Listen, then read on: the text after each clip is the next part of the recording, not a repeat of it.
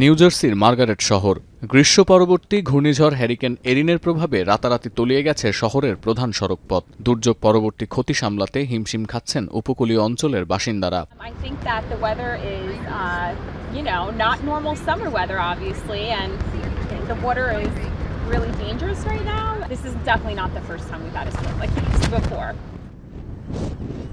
শুক্রবার ঘূর্ণিঝড়টি শক্তি হারিয়ে যুক্তরাষ্ট্রের পূর্ব উপকূলের দিকে অগ্রসর হলেও এখনও বিপদ কাটেনি বলছে মার্কিন আবহাওয়া অফিস। হ্যারিকেন এরিন চলতি বছরের প্রথম ঘূর্ণিঝড়, যার উৎপত্তি আটলান্টিক মহাসাগরে। আপাতত ক্যাটাগরি 4-এ পরিণত হলেও উত্তর পূর্ব উপকূলে পৌঁছাতে এটির শক্তি আরও বাড়বে বলে আশঙ্কা আছে। স্থানীয় সময় শুক্রবার বিকেলে ঘণ্টায় 144 কিলোমিটার বেগে হ্যারিকেন এরিন আঘাত হানে নিউ জার্সি ও নর্থ ক্যারোলাইনার উপকূলে। মার্কিন আবহাওয়া অফিস আরও নিশ্চিত করেছে, হ্যারিকেনে পরিণত হওয়ার সময় এরিনের কেন্দ্রবিন্দু ছিল কানাডার হেইলফেক্স থেকে 375 কিলোমিটার দক্ষিণ ও দক্ষিণ পূর্বে। এরপর ধীরে ধীরে এটি দক্ষিণ আটলান্টিকের দিকে অগ্রসর হয়। তীব্র বাতাস আর সমুদ্রের উত্তাল ঢেউ চিন্তায় ফেলেছে যুক্তরাষ্ট্রের আরেক অঙ্গরাজ্য নর্থ ক্যারোলাইনার বাসিন্দাদের।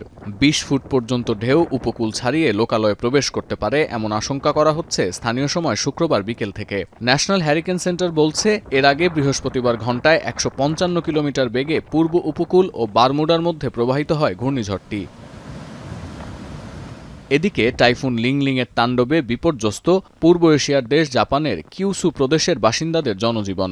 শুক্রবার দেশটির দক্ষিণ পশ্চিমে আঘাত হানা এই টাইফুনের প্রভাবে একদিনে সর্বোচ্চ বৃষ্টিপাত রেকর্ডের পূর্বাভাস দিয়েছে আবহাওয়া অফিস। আর কাগোশিমা শহরে একই দিনে 325 মিলিমিটার পর্যন্ত বৃষ্টিপাত রেকর্ড করা হয়েছে, বিগত যে কোনো বছরের আগস্ট মাসের তুলনায় যা সর্বোচ্চ।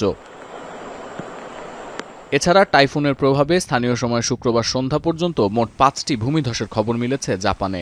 ভারী বৃষ্টি ও ভূমিধসের আশঙ্কা থাকায় বাসিন্দাদের সতর্ক থাকার পরামর্শ দিচ্ছে স্থানীয় প্রশাসন। সতীর্থ কর্মকার, এখন বিশ্ব। কালার এক্সপার্ট, জর্জ স্যাপ এবং মাইল্ড অন হ্যান্ডস টেকনোলজি সমৃদ্ধ অরিক্স ক্রিস্টাল ওয়াশ আপনার লন্ড্রি এক্সপার্ট।